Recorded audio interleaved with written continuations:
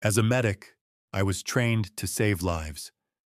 Now I must decide who lives, who becomes a servitor, and who receives the Emperor's mercy. But when my superiors began taking patients to the upper floors, I noticed something. No one ever came back down. What happens when your name appears on the transfer list, and you discover that in the grim darkness of the far future, treatment and torture have become the same thing? The air carries the scent of failure even before the screams begin. I remember the day I received my assignment to Vexis IV. The deployment orders arrived bearing the seal of the Departamento Medici, my summons to Field Hospital Tertius in the southern continent war zone. I felt pride then. The parchment trembled in my hand, a sacred duty bestowed upon me by the God Emperor himself. Now that same parchment serves as a bitter reminder of my naivety, folded and hidden beneath the thin mattress of my quarters. The Medici transport landed during an artillery barrage. Red emergency lumens painted everything in shades of blood as I disembarked with 19 other physicians. Only 7 still draw breath. The others were claimed by disease, exhaustion, or the occasional mortar that found its way through our supposedly reinforced ceiling. The Emperor protects, but his protection feels increasingly selective as this campaign grinds onward. Medici Vale. The voice of the Sister Hospitaliere cuts through my reverie. 3 more transports inbound. Prepare surge protocols. I acknowledge her with a nod, already reaching for my surgical apron. The fabric is stiff with layers of dried blood that never fully wash away. Resources are too precious to waste on proper cleaning. Water rationing was cut again last week. The smell has become part of me now. The surgical theater was once a governmental building's atrium before the war. Marble columns support a domed ceiling where faded murals depict the Emperor's conquest of the stars. Now those same stars look down upon row after row of wounded guardsmen laid out on stretchers, some moaning, others ominously silent. Servitors move between them, administering basic care with the mindless efficiency of the partly dead. I check their programming each morning, but they follow their instructions with the predictable devotion of machines who know nothing else. Triage categories unchanged, Sister Deborah reminds me, though I know them by heart. Priority Alpha for officers and specialists. Beta for those who can return to combat within 3 cycles. Gamma for standard infantry with extensive reconstruction requirements. Omega for the terminal and extensive brain trauma cases. She does not mention category Epsilon, those marked for servitor conversion, the ones whose bodies remain functional, but whose minds are deemed compromised beyond repair. It happens more often than anyone admits. The cogitator banks need fresh processing units. The hospital needs more mindless hands. The Mechanicus. Priests visit weekly, selecting from our Epsilon-marked patients with the calculating precision of shoppers choosing fruit at market. I feel their eyes on me sometimes, watching, assessing my worth as I work. The doors to the receiving bay slam open. The first casualties arrive, carried by servitors whose tunics already glisten wet with blood not their own. Shrapnel wounds, chem burns. A guardsman missing both legs screams for his mother on some distant world he will never see again. I move to the first gurney, scanning the wounds with practiced detachment. Medici Vale. A voice whispers near my ear. I turn to see orderly Thade Ashen. A communique from the upper floors. Your presence is requested after this surge. The upper floors. I try to hide the tremor in my hands as I nod acknowledgement. Nobody speaks of the upper floors. The lifts require special authorization to access, and those who go up rarely return to our blood-soaked domain. Sometimes I hear noises from above, Machinery humming, occasional screams that sound different from the ones I hear every day. "Who sent for me?" I ask, my voice impressively level despite the cold fear spreading through my chest. "Magos biologist Hecarion," Thad whispers. The name itself carries a weight of dread. He was quite specific. "After the surge, you are to report to level 8. I have never been higher than level 3. "Did he say why?" Thade shakes his head, already backing away as if afraid my fate might be contagious.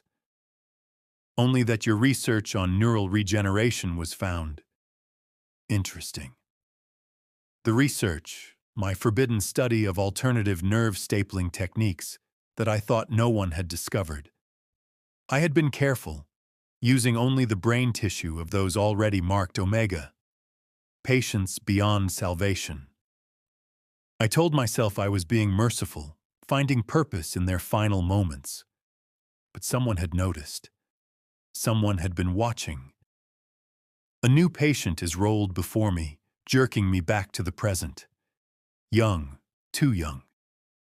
His flak armor has been nearly vaporized, fragments embedded in his chest. His dog tags identify him as Trooper Danik Vel, 114th Cadian, barely 20 standard years. His eyes lock with mine, conscious despite injuries that should have killed him already. "Am I going to live, sir?" he asks, blood bubbling at the corners of his mouth. I make my first triage decision of the day, reaching for the data slate hanging at my belt. Alpha, beta, gamma, omega, or epsilon. Life, delayed death, repurposing, or oblivion? My fingers hover over the screen as I think of my imminent summons upstairs. What happens on level 8? Why would a Magos biologist take interest in my unsanctioned experiments? Perhaps I should ask Trooper Vel what he would prefer. Would he rather die clean on this table, or risk becoming something else entirely? But I already know the answer. In the Imperium of man, preference is irrelevant. We serve until we cannot. Then we serve in other ways. I tap the category on my data slate and nod to the waiting servitors. They wheel Trooper Vel away, his eyes still fixed on mine until he disappears through the surgical bay doors. I have condemned or saved him. Sometimes the difference is academic. 3 more transports, hundreds more decisions. Then the upper floors await. The Emperor protects, we are told. But as I look around at the blood-slick aisles of Field Hospital Tertius, I cannot help but wonder, who protects us from the Emperor's servants? The casualties arrive in waves like a crimson tide washing against the shores of our inadequate medical facilities. Each transport brings 50, sometimes 60 broken bodies, men and women who left their worlds to serve in the Imperial Guard, now reduced to screaming meat on gurneys. We process them with assembly line efficiency. Sister Deborah moves among the wounded, administering the Emperor's mercy via hypodermic. For some, that means pain suppressants. For others, especially those I mark with an Omega designation, it means a swift chemical release from their suffering. She never questions my categorizations. The system demands compliance, not compassion. "Medici Vale," she calls, gesturing to a gurney where a woman in a colonel's uniform lies unconscious. "Priority Alpha." I move to the officer, noting the cauterized stump where her right arm should be. Lass weapon, high intensity. The wound is clean, at least minimizing infection risk. She will live, though her combat days are finished. Perhaps a bionic replacement, if her rank warrants the expense. I mark her for immediate surgical intervention and move to the next patient. Hours blur together in a haze of blood and screams. My surgical apron grows heavier as it soaks up more bodily fluids. Servitors mop the floor periodically, but they cannot keep pace with the constant dripping from our tables. The marble beneath our feet has developed permanent rust-colored stains that no amount of cleaning will ever remove. A junior medici approaches, his uniform still relatively clean. He must have arrived on a transport within the last week.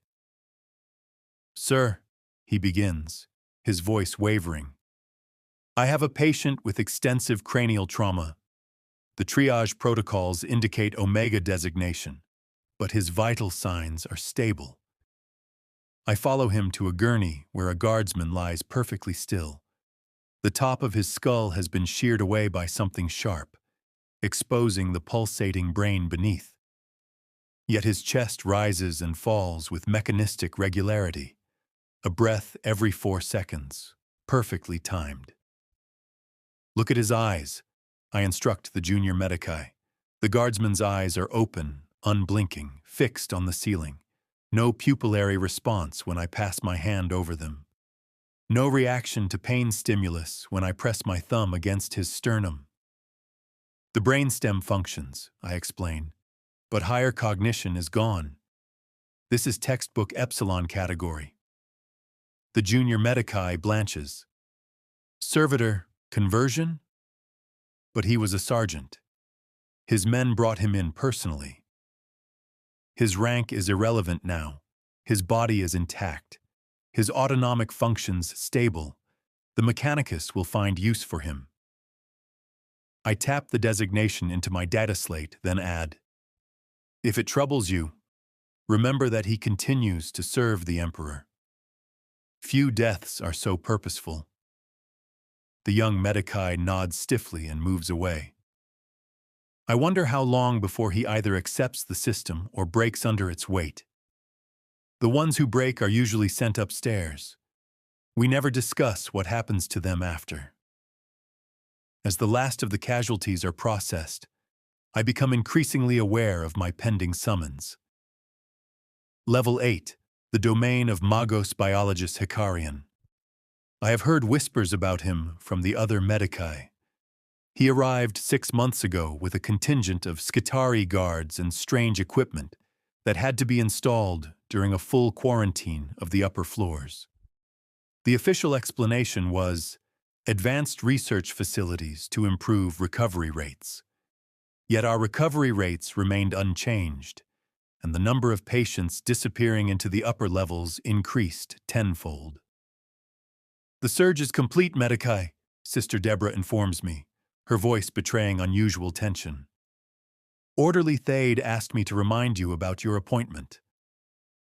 Even she seems unsettled by my summons. Sister Deborah, who can euthanize a dozen men without changing expression. "Thank you, sister." I remove my gore-rigged apron and gloves, depositing them in the reclamation bin. "If I do not return, please ensure my research data is transmitted to Medici headquarters on Andosia Prime." She meets my eyes, and for once I see something like human concern in her otherwise impassive face. "The Emperor protects, Medici." "The Emperor demands service," I correct her gently. "Protection is rarely guaranteed." I make my way through the hospital's central corridor, past rooms overflowing with the wounded and dying. The air grows noticeably cleaner as I approach the restricted lifts at the building's core. 2 Skitarii guards flank the entrance, their augmetic eyes tracking my approach with predatory focus. "Medici Karen Vale," I announce myself. "Summoned by Magos biologist Hecarion, level 8. One guard steps forward, scanning my identification chip with a device built into his arm. After a moment, he nods and steps aside. The lift doors slide open with a pneumatic hiss that sounds strangely like a final breath. I step inside. There are no buttons, no control panel. The lift knows where I am going. As the doors close, cutting off my view of the familiar horror of my daily existence, I wonder, which is worse, the devil I know, or the one waiting above? The lift ascends, and with it, my dread. What happens on level 8? Why has my research drawn attention? And most troubling of all, why do I feel as though this journey upward is actually taking me deeper into the heart of something unspeakable? The doors will open soon. Whatever waits beyond them, I remind myself that I am Hecarion Vale. I have made thousands of life and death decisions. I have categorized men and women like livestock, determining their fate with the tap of a finger. Now someone else will categorize me. The lift slows, stops. The doors open. The difference is immediate and shocking. Gone are the blood-soaked corridors and the moans of the dying. Level 8 gleams with polished metal and scrubbed plasteel. The air carries the sharp scent of industrial disinfectant rather than the familiar miasma of infection and decay. The lighting is bright white rather than the dim, power-conserving illumination of the lower floors. A servitor awaits me, more advanced than those that shuffle through my surgical theater. This one stands erect, its human components almost entirely concealed beneath crimson Mechanicus plating. Only the eyes remain visible, disturbingly alert for a being that should possess no will of its own. Hecarion Vale, it intones, voice modulated to an approximation of human speech. Follow. I obey, noting the absence of other personnel as we move through immaculate corridors. No patients in these halls, no medici rushing between surgeries. The silence is oppressive after months of constant screaming and shouted orders. Where are the patients? I ask, unable to contain my curiosity despite my apprehension. The subjects are contained in appropriate facilities. The servitor responds without slowing or turning. Subjects, not patients. The distinction sends a chill through me. We pass several sealed doors marked with Mechanicus sigils I cannot decipher. Through one partially open doorway, I glimpse banks of monitoring equipment surrounding what appears to be a Bacta tank. The shape floating within is vaguely humanoid, but distorted in ways that defy easy explanation. I avert my eyes and quicken my pace. The servitor stops before a set of ornate doors inscribed with the symbol of the Magos Biologists Guild. Enter, it commands, then turns and walks away, leaving me alone before the threshold. I hesitate only a moment before pressing my palm against the recognition plate. The doors slide open, revealing a chamber that more closely resembles a laboratory than any medical facility I have ever seen. Magos Biologists. Hecarion stands with his back to me, bent over a workbench where something organic pulses beneath his ministrations. He is more machine than man, his form enlarged and distorted by numerous augmentations. Mechadendrites extend from his back like the legs of some mechanical spider, each tipped with various surgical implements. Hecarion Vale, he acknowledges without turning. His voice emerges from a voxcaster rather than a human throat. Your arrival is timely. I have just completed the preliminary examination of your latest referral. My latest referral? I echo, confused. The Cadian trooper, Danik Vel. One of his mechadendrites gestures toward an adjoining chamber where, through a glass partition, I can see the young man I categorized earlier. He lies conscious on an examination table, restraints binding his limbs, eyes wide with terror. An excellent specimen. Your notation suggested potential for the Epsilon protocol, yet you assigned him to Alpha category. Curious. My blood runs cold. I had indeed marked Trooper Vel for priority treatment, not servitor conversion. That the Magos knows this, and has somehow overridden my designation, speaks to a level of oversight I had not imagined. His injuries were severe but treatable, I say carefully. He displayed full cognitive function and could eventually return to combat duty. Perhaps. Hecarion finally turns, revealing a face that is little more than a metal mask, with glowing red optics where eyes should be.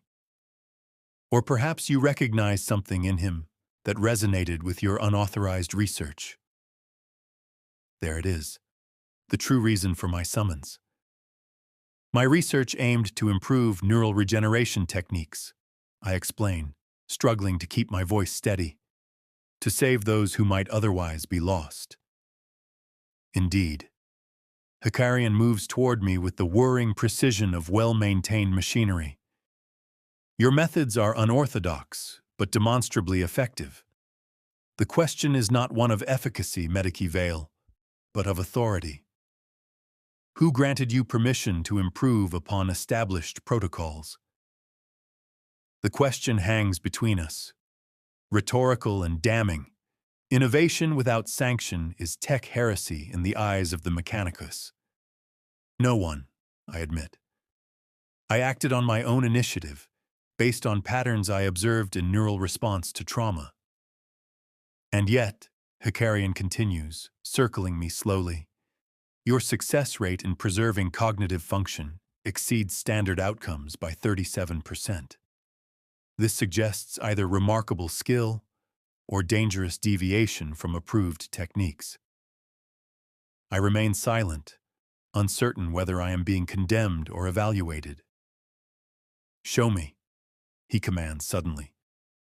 Demonstrate your methodology on Trooper Vell.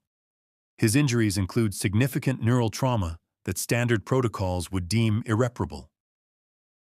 A test, then. But what kind? Am I meant to prove my techniques work? Or am I being given enough rope to hang myself with charges of Tech-Heresy? I require specific equipment, I say, playing for time. Neural mapping arrays, regenerative proteins synthesized from the patient's own tissue. All available, Hecarion interrupts, gesturing toward the laboratory's extensive array of equipment, far superior to the improvised tools I have been using in my unauthorized experiments. He knows everything. My late-night work in the disused storage closet I converted to a private laboratory. The samples I collected from terminal patients. The modifications I made to standard medical servitors to assist me. I'm left with only one option. Demonstrate my techniques and hope they deem me more valuable alive than dead. Very well, I agree, stepping toward the workbench. I will require an assistant familiar with the equipment. I will observe and assist as necessary, Hecarion states. Begin. And so I do, acutely aware that I am fighting for my own life as much as Trooper Vell's. I move to the adjoining chamber where the young Cadian lies restrained. His eyes widen with recognition as I enter. Medicae, he gasps. What is happening? They said I was selected for special treatment, but this isn't right. Be calm, Trooper, I instruct him, checking the monitoring equipment surrounding his bed. You sustained serious neural trauma. I'm going to attempt an experimental procedure to repair the damage. But I feel fine, he protests, straining against his restraints. I can think clearly. I remember everything. I examine the medical readouts, then look more closely at the trooper himself. His pupils react normally. His responses are coherent. But according to the data, he has severe lesions throughout his frontal and parietal lobes that should render higher cognitive functions impossible. Someone has falsified either the medical data or the patient's condition. Possibly both. I glance toward the observation window where Magos Hecarion watches impassively. This is more than a test of my medical techniques. It's a test of my loyalty, my ethics, my willingness to participate in whatever happens on Level 8. The readouts indicate severe neural trauma. I say loudly enough for the observation microphones to pick up. Then I lean closer to Trooper Vell, lowering my voice to a whisper. Trust nothing. Reveal nothing. Your life depends on it. His eyes widen slightly, but he gives an almost imperceptible nod.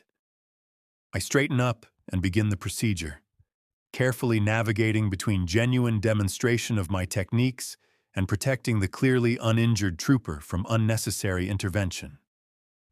I apply neural stimulators to specific points on his skull, calibrated to give readings consistent with treatment without actually delivering the full intensity that a truly injured patient would receive. Your approach is unconventional, Hecarion comments through the Vox system. You target the reticular activating system rather than the damaged tissue directly. The RAS is the gateway to consciousness, I explain, falling into the familiar rhythm of medical instruction. By stimulating it in specific patterns, we can encourage the brain to reroute neural pathways around damaged areas.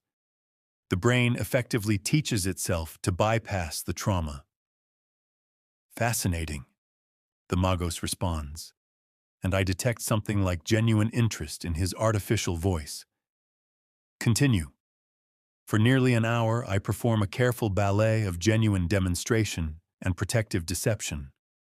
Throughout it all, Trooper Vel maintains remarkable composure, responding to stimuli exactly as a patient recovering from neural trauma should, neither too quickly nor too slowly. Finally, I step back from the table. The initial phase is complete. Neuroplasticity has been stimulated. Now we must allow the brain time to establish new pathways. I recommend a recovery period of 6 hours before the next phase of treatment. Hecarion is silent for a long moment, his artificial eyes studying the readouts. Your techniques show promise, he finally states. They align with certain research directives from Mars that have recently been implemented here. The statement sends a wave of relief through me, followed immediately by suspicion. If my unauthorized research accidentally parallels official Mechanicus directives, why the secrecy? Why the elaborate test? I am pleased to hear that, I respond cautiously. I seek only to better serve the Emperor and save those who might otherwise be lost. Indeed, Hecarion's tone is unreadable. And that, Medicae Vale, is precisely why you have been selected for reassignment. Reassignment. The word hangs in the air like a death sentence. Effective immediately, you are transferred to Level 8 research staff. Your work on the lower levels is concluded. One of his mechadendrites extends, offering a data slate. Your new authorization codes and quarters assignment. Your personal effects will be moved while you familiarize yourself with our protocols. I accept the slate numbly, trying to process this unexpected development. Not execution or punishment, but promotion. It seems too fortuitous to be trusted. And my current patients? I ask. They will be reassigned to other medicaes. Your skills are better utilized here. Hecarion turns away, clearly considering the matter settled. Report to Laboratory Delta after you have reviewed the orientation materials. We have 27 subjects awaiting your assessment. And Trooper Vel? I glance at the young Cadian, still restrained on the examination table. A test subject only. His actual injuries make him unsuitable for combat return. He will be processed according to standard protocols. The cold pronouncement confirms my suspicions. Vel was never meant to be treated, only to serve as a gauge of my techniques and ethics.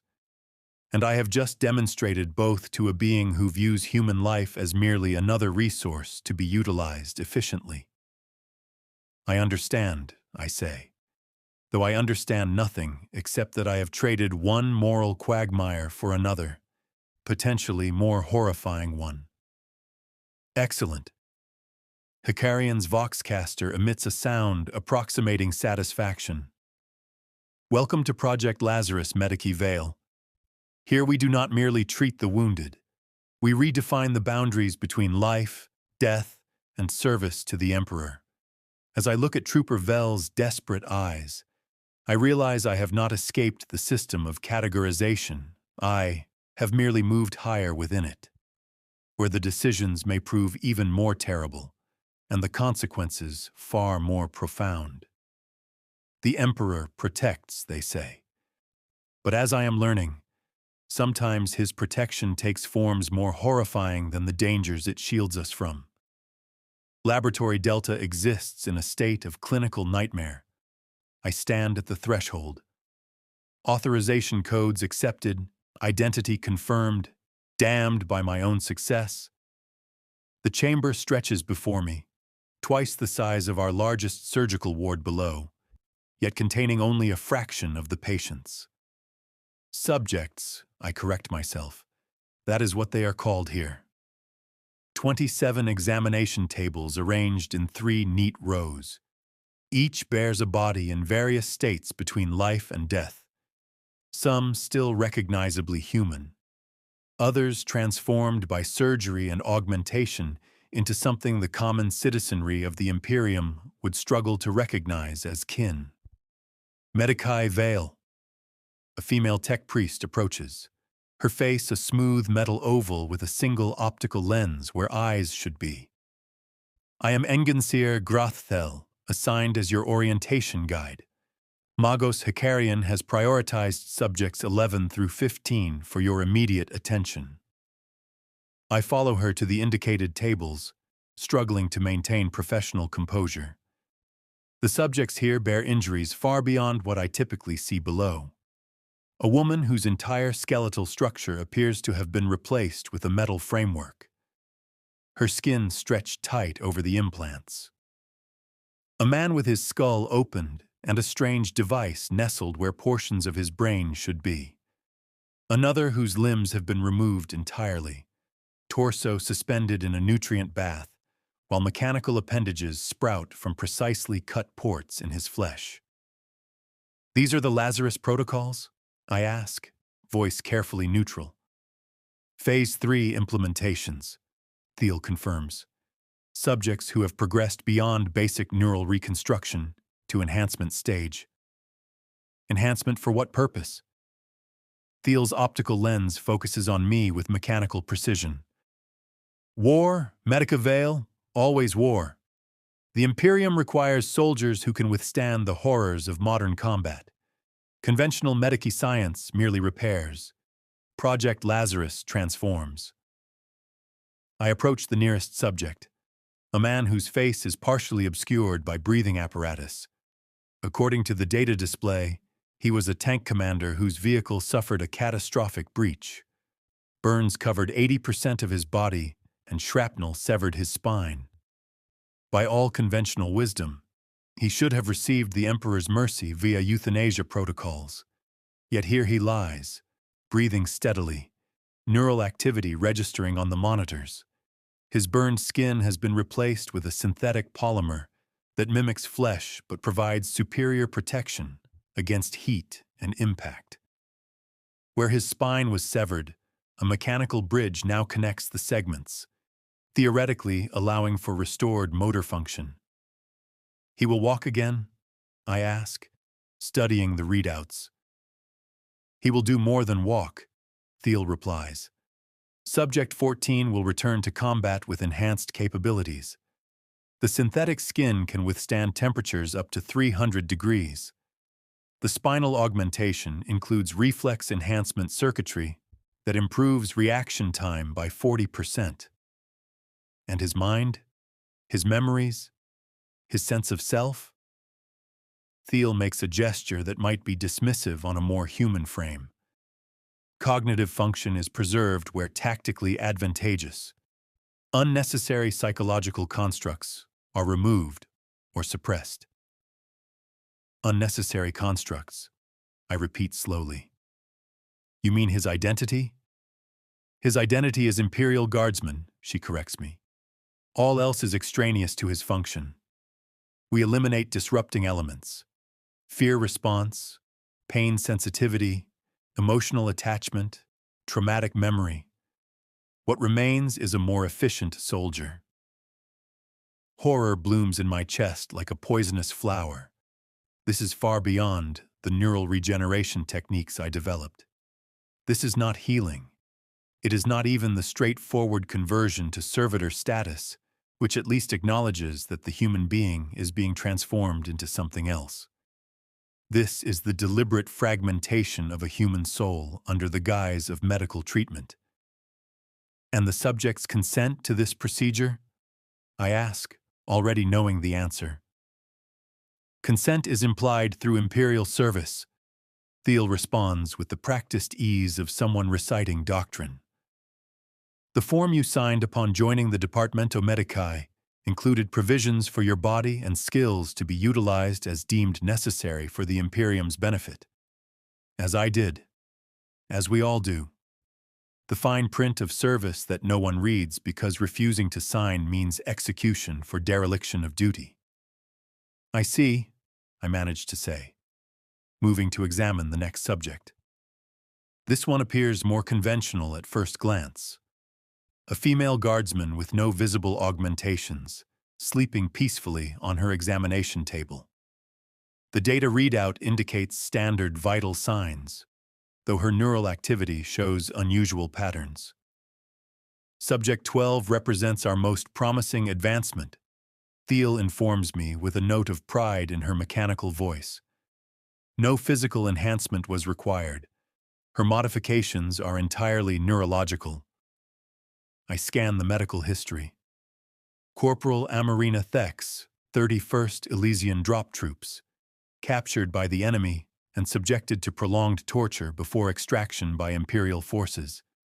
Severe psychological trauma unresponsive to standard treatment protocols. What was done to her? I ask, noting the lack of surgical documentation in her file. Targeted memory excision and emotional recalibration, Thiel explains. The first subject to undergo the full-spectrum neural remapping protocol that your research helped develop. My research, my techniques for neural pathway reconstruction, perverted into a method for selectively erasing portions of human identity. I feel physically ill. She suffered extreme trauma, Thiel continues, oblivious to my distress. Conventional treatment would have classified her as irredeemable, category Omega. Instead, we simply removed the traumatic memories and associated emotional responses. She will return to active duty without the psychological burden of her experiences, and without the growth and resilience that overcoming trauma might have provided, I observe quietly. Thiel's optical lens focuses on me. An inefficient approach. Trauma resolution through conventional psychological treatment has a success rate of 63% and requires an average of 76 days. Our method succeeds in 97% of cases and requires only 14 days of recovery. The cold calculus of efficiency. This is the true face of Imperial medicine, stripped of the comforting platitudes we tell ourselves in the lower floors. We do not heal, we salvage, we repurpose. We ensure that every human resource is utilized to maximum effect, regardless of the cost to the individual. What are my specific duties here? I ask, pulling myself back to professional detachment. You will refine the neural remapping protocols based on your research, Thiel explains. Magos Hecarion believes your techniques can be adapted to create more specialized modifications. Targeted memory retention, selective skill enhancement, loyalty reinforcement. Mind control. In other words, the ability to reshape a human consciousness to specifications determined by Imperial authorities. I think of the thousands of guardsmen who pass through Field Hospital Tertius each month. How many are deemed suitable for these enhancements? How many wake up as something less than themselves, with portions of their humanity excised for the sake of efficiency? I will need time to review the existing protocols, I say, buying time to process this revelation and to understand how my techniques have been implemented thus far. Of course. Your quarters include a data terminal with access to all relevant research materials. She gestures toward the exit. You will begin active participation tomorrow at 0600 hours. For now, familiarize yourself with the subjects and the monitoring systems. She departs, leaving me alone among the partially disassembled humans who are neither patients nor servitors, but something new and terrible. I move between the tables, reviewing data readouts and surgical records with growing dread. Each subject represents a different approach to the central question that seems to drive Project Lazarus. How much of a human can be replaced or removed while maintaining combat effectiveness? Subject 16 has had his entire limbic system bypassed, rendering him incapable of fear, love, or attachment, but preserving logical function and combat training.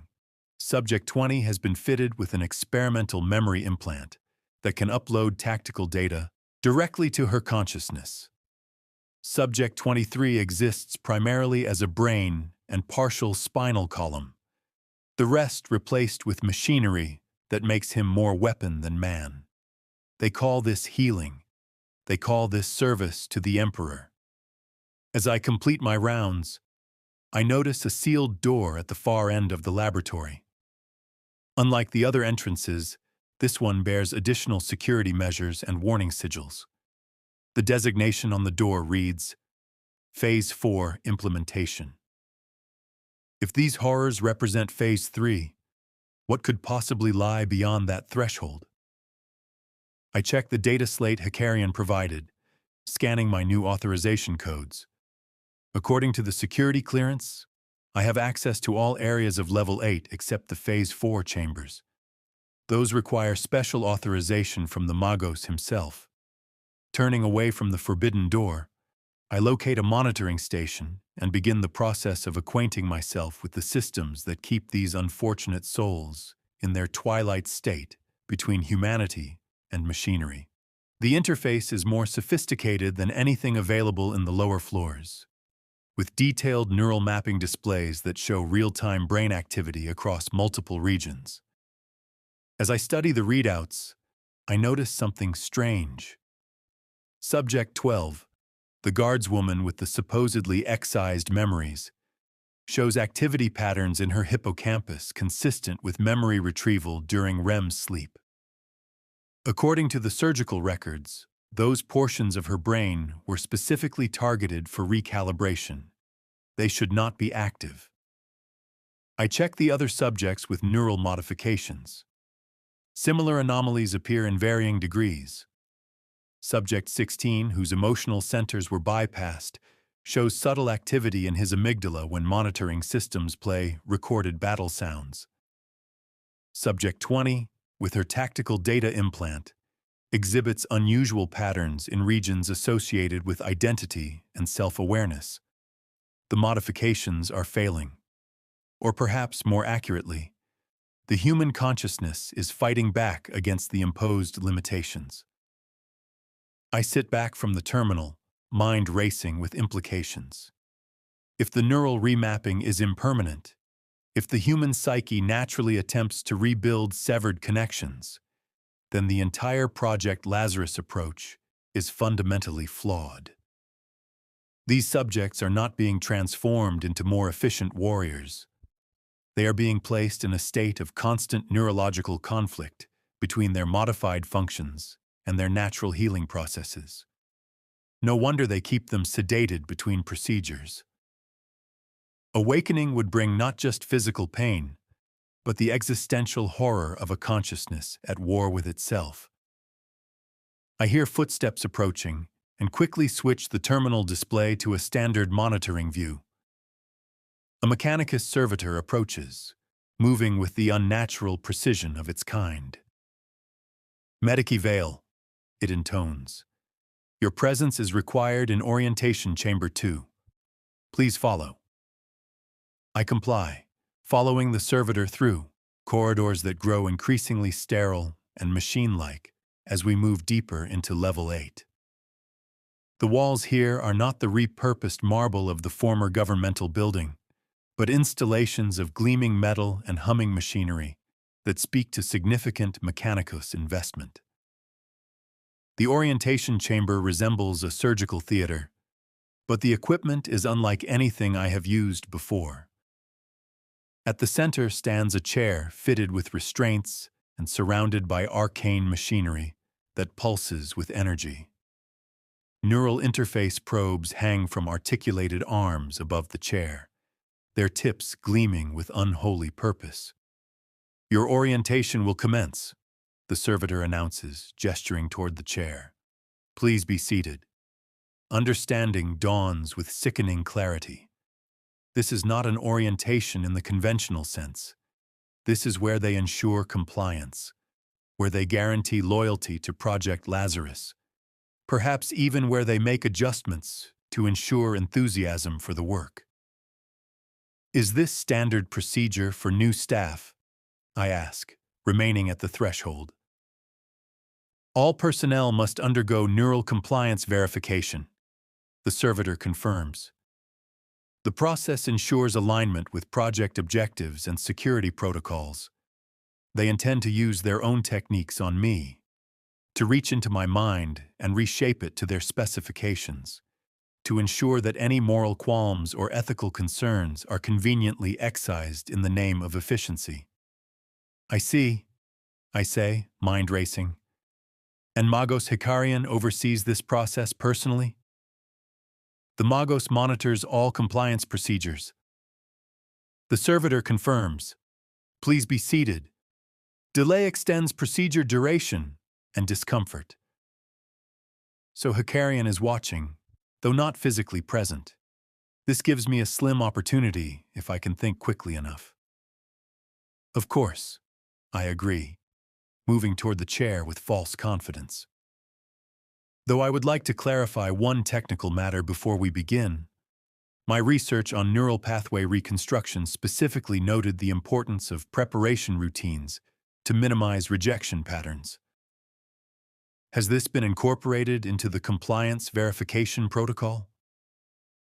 The servitor pauses, its limited intelligence processing my question against its programmed parameters. "Uncertain," it finally responds. "Technical queries should be directed to authorized Mechanicus personnel." "I am authorized Mechanicus personnel now," I reminded. "And this relates directly to my safety during the procedure. I simply need to verify that the hippocampal stabilization sequence is implemented before primary neural mapping begins. Otherwise, we risk catastrophic memory cascade." I am speaking gibberish, of course. Technical-sounding nonsense designed to confuse a servitor that lacks the contextual knowledge to evaluate my claims. But I maintain the confident demeanor of a specialist discussing routine matters with a subordinate. The servitor's logic engines, almost visibly, strain. "Procedure alteration requires authorization." "Not alteration," I correct smoothly, moving to the control terminal rather than the chair. "Standard safety verification. See here." I gesture to the display, which shows complicated neural mapping protocols I don't remotely understand. The initialization sequence should include hippocampal stabilization. I can verify it myself if you authorize terminal access. After another moment of hesitation, the servitor makes its decision. Temporary access granted for safety verification only. The terminal activates under my fingertips, giving me access to the system. I have no idea how to operate it properly, but I don't need to. I just need time and the appearance of authority. "Thank you," I murmur, fingers dancing across the controls as if I know what I'm doing. In reality, I'm desperately searching for anything that might help me escape this situation. There, among the neural compliance protocols, I find something labeled Emergency Termination Sequence. It appears to be a safety measure designed to immediately end the procedure in case of unexpected complications. I don't know exactly what it does, but at this point any disruption works in my favor. I need to calibrate the neural probes, I announce, moving toward the mechanical arms suspended above the chair. Standard procedure before subject insertion. The servitor watches impassively as I pretend to examine the probes, positioning myself within reach of several controls. Calibration complete, I declare after a moment. Now I will verify the initialization sequence. I return to the terminal and, with a silent prayer to the Emperor, activate the emergency termination protocol. The effect is immediate and dramatic. Alarm klaxons blare throughout the chamber.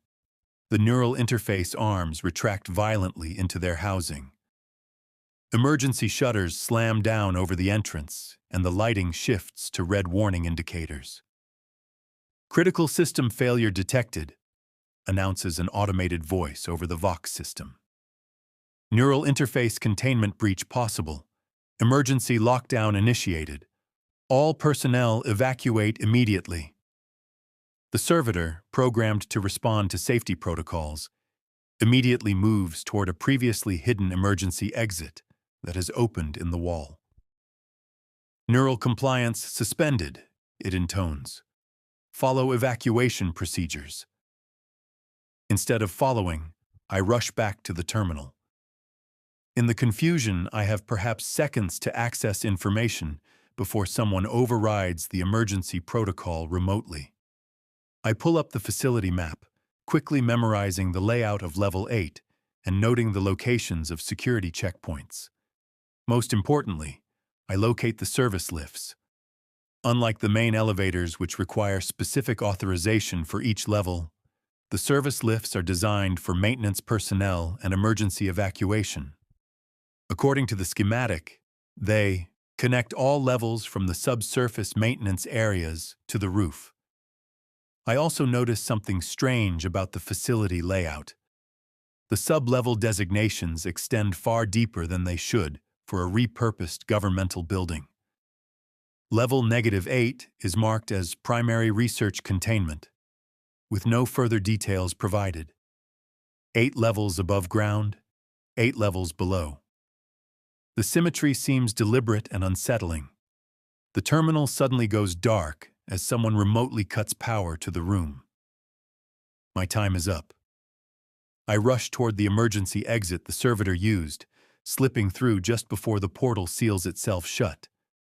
I find myself in a narrow maintenance corridor lit by dim red emergency lumens.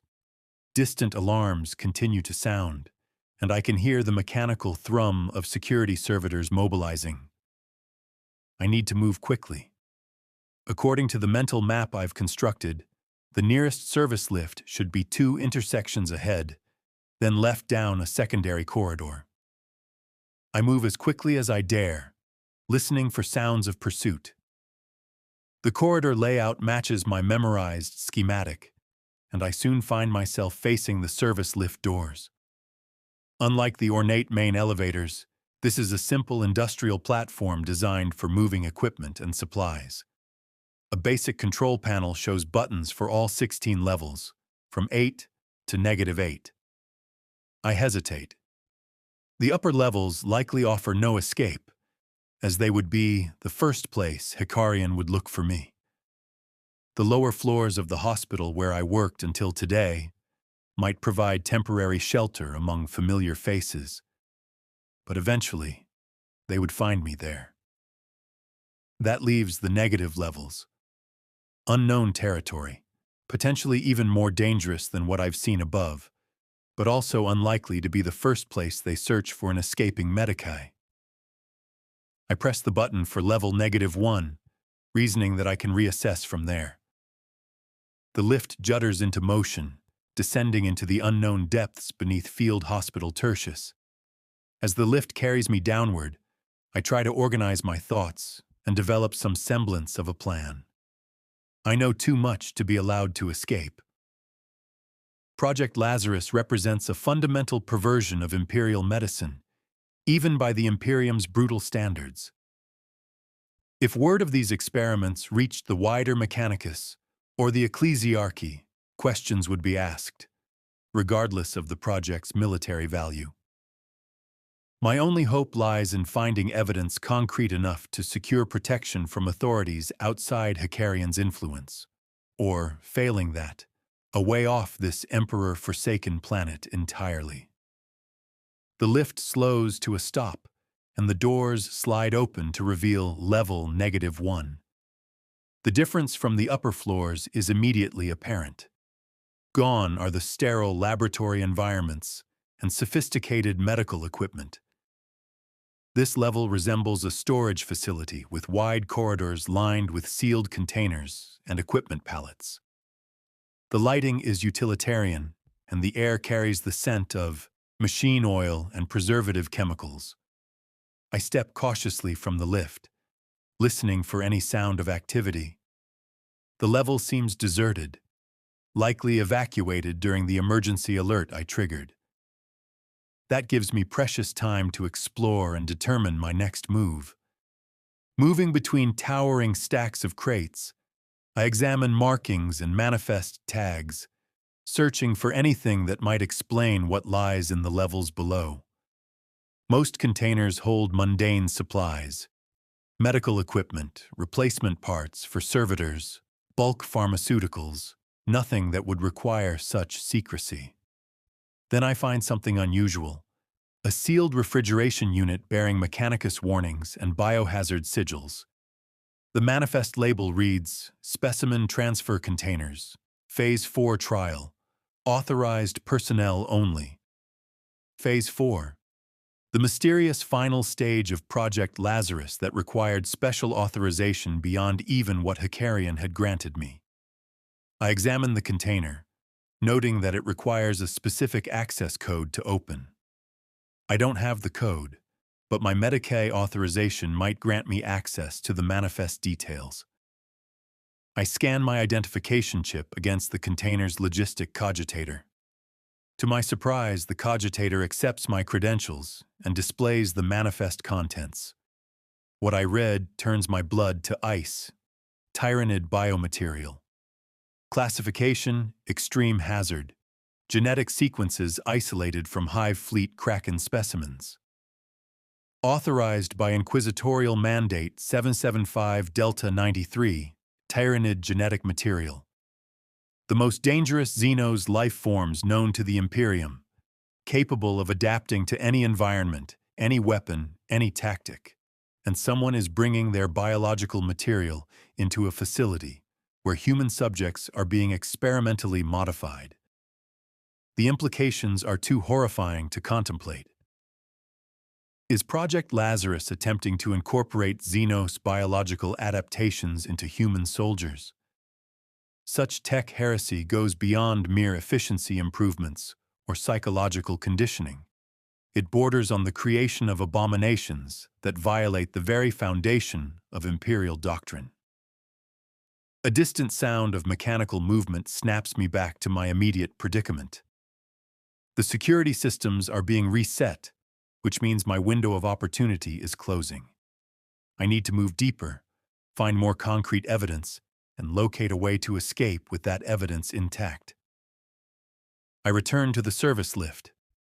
Considering my options, level -8, labeled as primary research containment, likely holds the answers I seek, but also represents the greatest danger. The intermediate levels might provide additional context and possibly less heavily guarded evidence. A compromise. I press the button for level -4. Halfway to the bottom, the lift descends once more, carrying me deeper into the heart of whatever madness lurks beneath Field Hospital Tertius. The doors open on level -4, and I immediately recoil at the stench that assaults my nostrils. The smell of putrefaction and chemical preservatives mingles with something alien and indescribable. The corridor before me is dimly lit, the walls lined with large observation windows that look into darkened chambers. Moving cautiously forward, I approach the nearest window. As I draw closer, red emergency lumens activate inside the chamber, revealing its contents. I stifle a gasp of horror. The room contains rows of preservation tanks, each holding what appears at first glance to be a human body. But closer inspection reveals terrible modifications. Limbs elongated to impossible proportions, exoskeletons emerging from beneath stretched skin, extra joints where no joints should be. And most disturbing of all, faces frozen in expressions of agony, suggesting these modifications were performed on conscious subjects.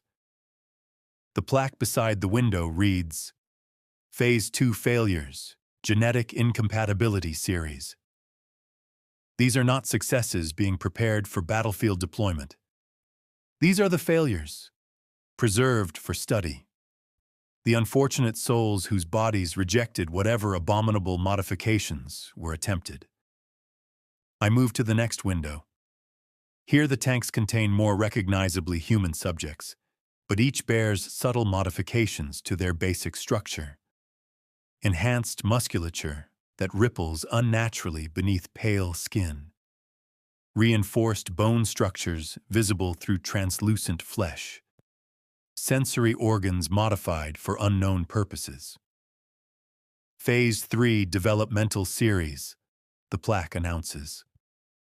These, then, are the prototypes for the enhancements I saw on Level 8. Window after window reveals new horrors, an entire taxonomy of human modification, ranging from subtle neural rewiring to grotesque physical transformations that leave the subjects barely recognizable as members of our species. Some modifications appear based on mechanical principles, integrating technology with flesh in novel ways. Others seem inspired by biological systems not native to humanity. And some, the most disturbing, show characteristics I recognize from classified pict captures of Tyranid organisms. At the end of the corridor stands a heavily reinforced door bearing multiple warning sigils and a sophisticated security system. The marking above it reads, Live Specimen Containment. Whatever lies beyond that door is still alive, still active. Given what I've seen preserved in the tanks, I'm not sure I want to encounter the live versions. A sudden hiss of static from the Vox system freezes me in place. Attention all personnel, comes the mechanical voice of Magos biologist Hecarion. Security breach on Level 8. One research subject unaccounted for. Hecarion Vale has evaded containment protocols and should be considered unstable and dangerous. If encountered, subdue but do not terminate. His neural architecture is required intact. Not escaped, not missing, unaccounted for. A research subject, not a colleague. I was never intended to serve as a medici on Level 8. I was meant to be the next, experimental subject. My neural architecture particularly valuable due to my research. The announcement continues. Emergency protocols suspended. Return to standard operations. Security servitors will conduct level-by-level search patterns.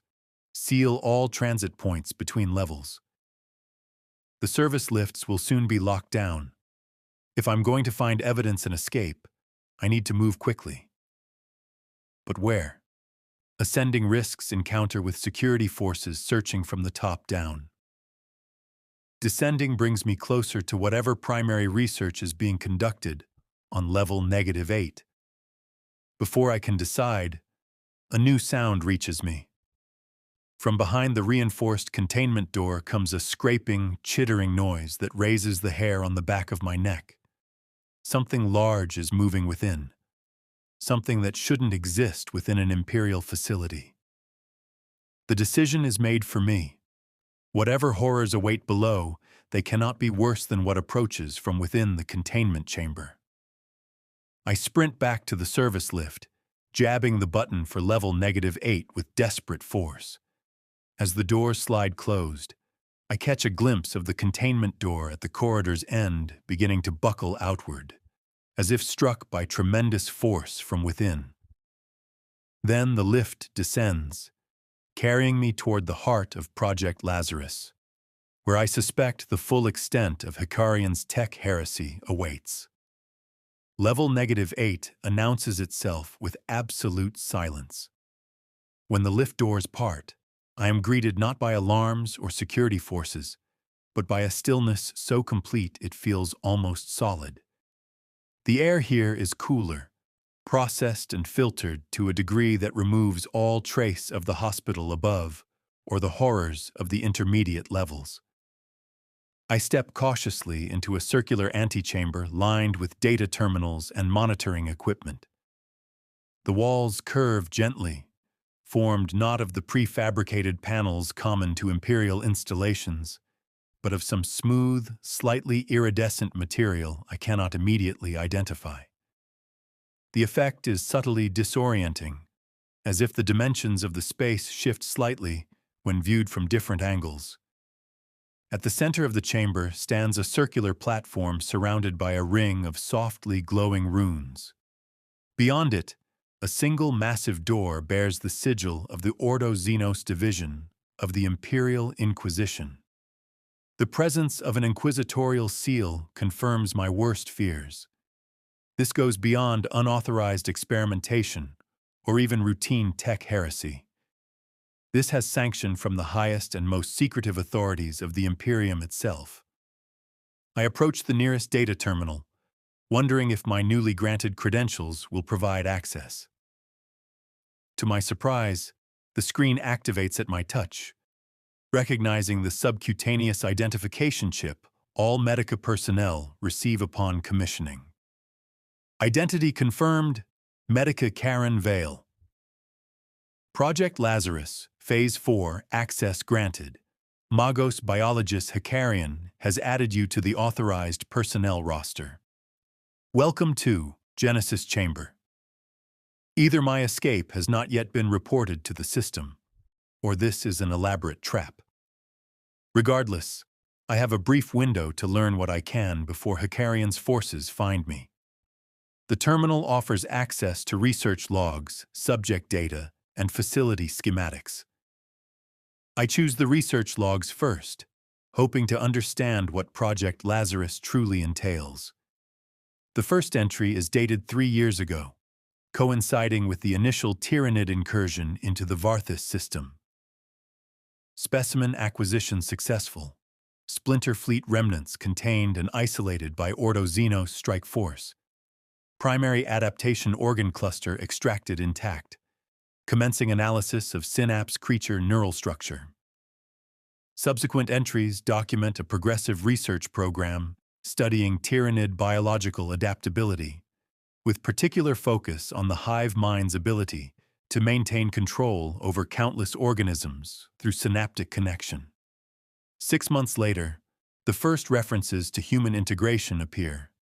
Human neural compatibility tests show promise. Subject series A1 through A7 demonstrate partial acceptance of synapse tissue grafts. Rejection cascade contained through immunosuppression and warp field isolation. Consciousness retention at 43%, sufficient for basic function assessment. Magos Hecarion has authorized expansion to full clinical trials. The entries grow increasingly technical, documenting a systematic program to incorporate Tyranid synaptic tissue into human neural architecture. The goal becomes clear: to create human soldiers who maintain individual cognitive function but operate with the unified purpose and adaptability of a Tyranid hive. A perfect army. Soldiers who function as individuals but fight with the coordination of a single organism. Troops who can adapt to battlefield conditions in real time, developing resistances to enemy weapons and tactics within hours rather than generations. And at the center of it all, a controlling intelligence to replace the Tyranid hive mind. A human neural network sophisticated enough to manage the synaptic connections, but loyal to the Imperium. My neural network. My research into neural pathway reconstruction, repurposed to create a human hive mind. The final entry, dated just yesterday, chills me to the bone. Subject primary has been acquired. Neural architecture ideal for synaptic control node implementation. Procedure scheduled for 0700 hours. Upon successful integration, Phase 4 final trials will commence. Anticipated deployment of 1st Genesis Legion within 6 months. I was never meant to direct the research. I was meant to become the research, the controlling node in a network of hybrid soldiers. Before I can process the full horror of this revelation, the massive Inquisitorial door begins to slide open. I duck behind a bank of equipment, watching as Magos biologist Hecarion himself emerges, accompanied by a figure in the distinctive armor of an Inquisitor of the Ordo Xenos. The breach is unfortunate but manageable. Hecarion's mechanical voice assures his companion. Medici Vale cannot leave the facility. His neural architecture is too valuable to the project. Your security protocols have proven inadequate, the Inquisitor responds, voice distorted by helmet vox emitters. If knowledge of Project Lazarus spreads beyond this facility, even my authority will not prevent censure from the more conservative factions within the Order. The risk is minimal, Hecarion insists. Vale knows only fragments. Without access to the Genesis chamber itself, he cannot comprehend the full scope of our work. They move toward the lift I arrived in, neither noticing my concealed position. As they pass, I catch glimpses of what lies beyond the massive door. A vast, dimly lit chamber dominated by a central structure that resembles both a medical apparatus and some form of alien growth. Surrounding it, rows of humanoid figures float in suspension tanks, connected to the central structure by glistening tendrils that pulse with unnatural life. When the door closes behind the departing officials, I emerge from hiding and approach the Genesis chamber entrance. The door remains partially open, prevented from sealing by some malfunction or deliberate action by the departing Inquisitor.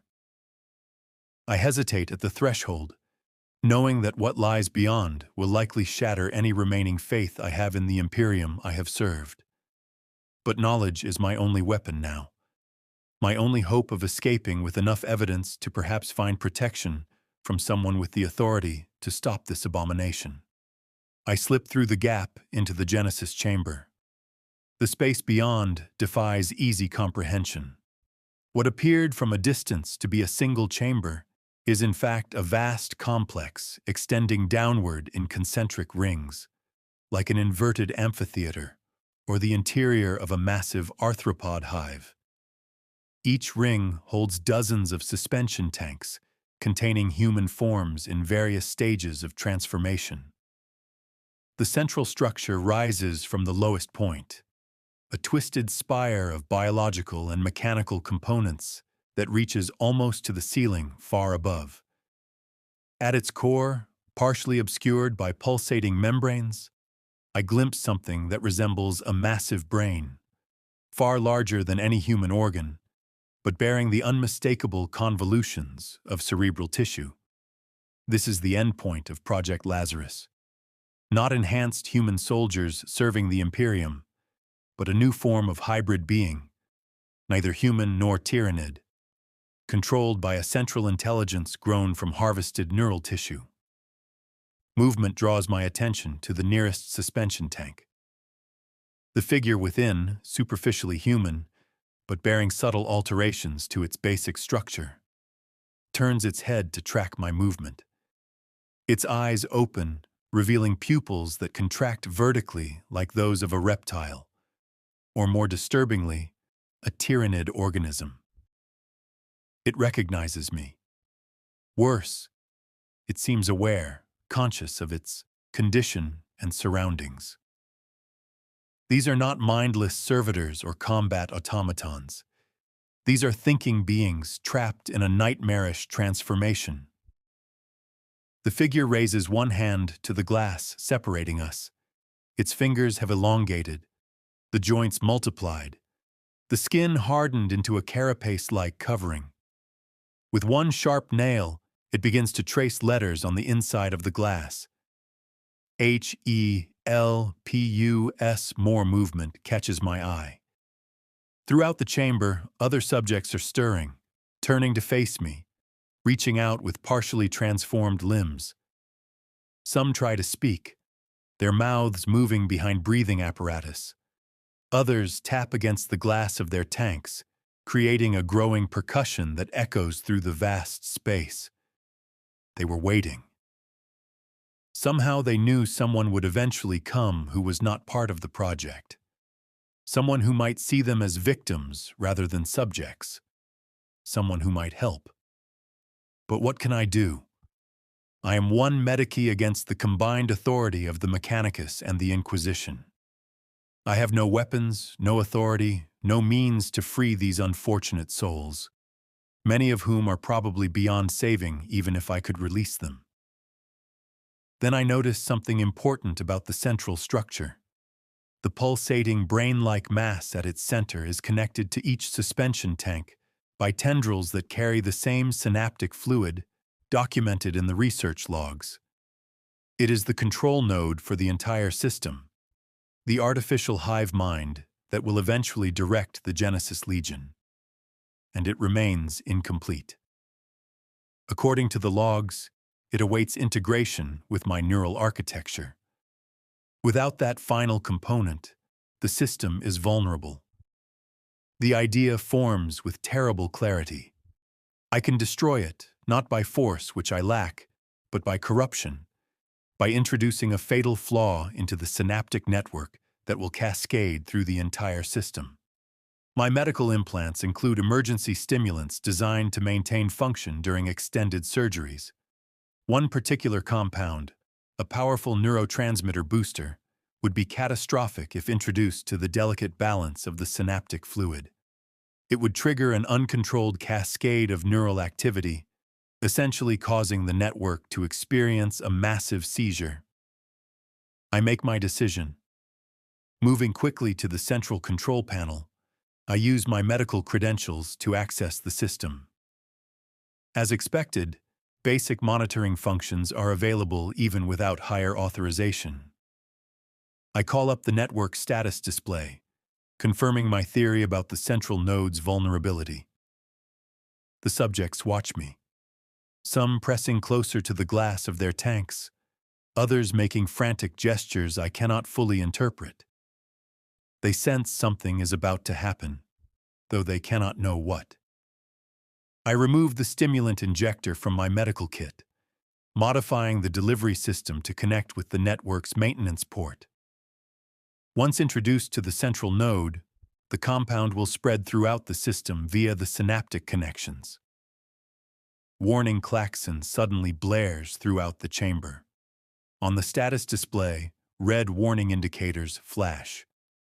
Unauthorized access detected, security protocols engaged, containment procedures initiating.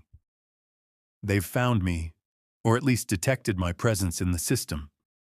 I have minutes, perhaps seconds, before security forces arrive. With desperate haste, I complete the connection between my injector and the maintenance port. I hesitate only briefly before triggering the full release of the neurotransmitter compound into the system. The effect is immediate and dramatic. The brain-like mass at the center of the structure convulses violently, the membranes surrounding it pulsating with increasing speed. The synaptic fluid in the connecting tendrils changes color, darkening from pale blue to angry purple as the compound spreads throughout the chamber. The subjects in the suspension tanks react to the contamination. Some convulse in obvious pain.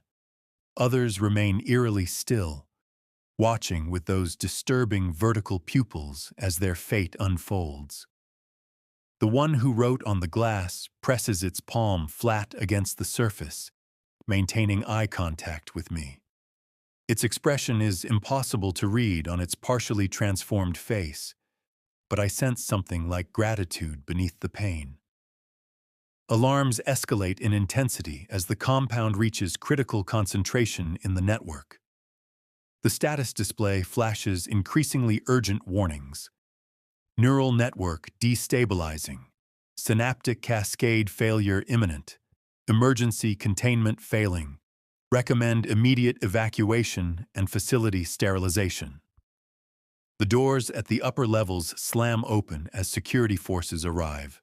Skitarii troops pour in, weapons raised, mechanical eyes scanning for threats.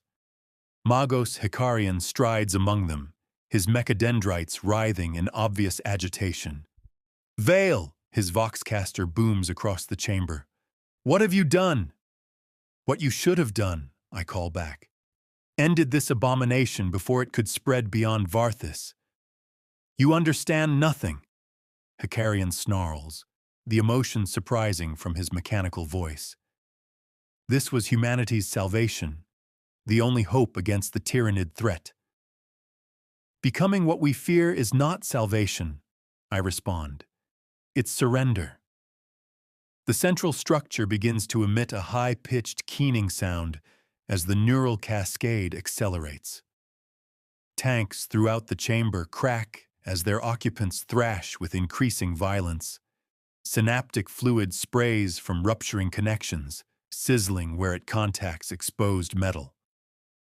"Kill him," the Inquisitor commands from the doorway. "Neutralize the contamination. The project can be salvaged if we act quickly." Troops open fire, las bolts sizzling through the air around me. I dive behind the control panel, using the minimal cover to shield myself from the initial volley. But I know I cannot escape.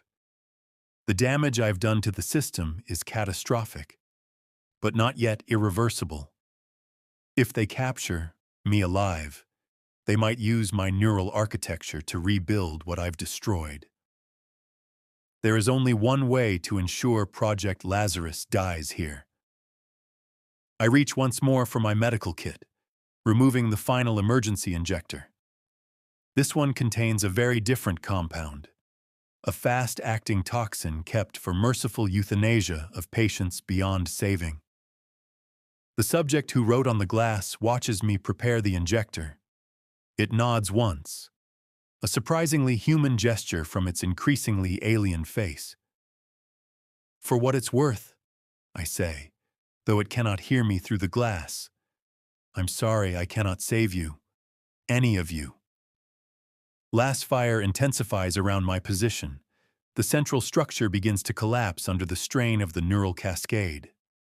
Tanks rupture in explosive sequence around the chamber, releasing half-transformed subjects and contaminated synaptic fluid in a toxic flood. In the chaos, I press the injector to my neck and trigger the release. The toxin works quickly, designed to provide a painless end. As consciousness begins to fade, I see Hecarion charging toward me, mechanical limbs propelling him across the chamber with inhuman speed. Too late. My neural architecture will be useless to him within seconds. The last thing I see before darkness claims me is the central brain-like structure rupturing in a spray of tissue and fluid, its pulsations ceasing as the cascade reaches critical failure. Project Lazarus dies with me. In my final moment of awareness, a strange peace settles over me. I have failed in so many ways during my service to the Imperium. Failed to truly heal those under my care. Failed to resist the system of categorization that reduced humans to resources. Failed to question the horrors perpetrated in the Emperor's name. But in this one act, perhaps I have succeeded. Perhaps I have prevented an abomination that would have further eroded what humanity remains in the Imperium of man. The Emperor may not protect us from ourselves, but sometimes we can protect humanity from those who claim to serve its interests. As consciousness slips away, I wonder if there will be anything of Karen Vale left to stand before the Golden Throne and be judged, or if, like so many under my care, I will simply cease, categorized and processed, another resource expended in the eternal grinding war. The darkness takes me, and with it comes not fear, but a final defiant assertion of the humanity Project Lazarus sought to transcend.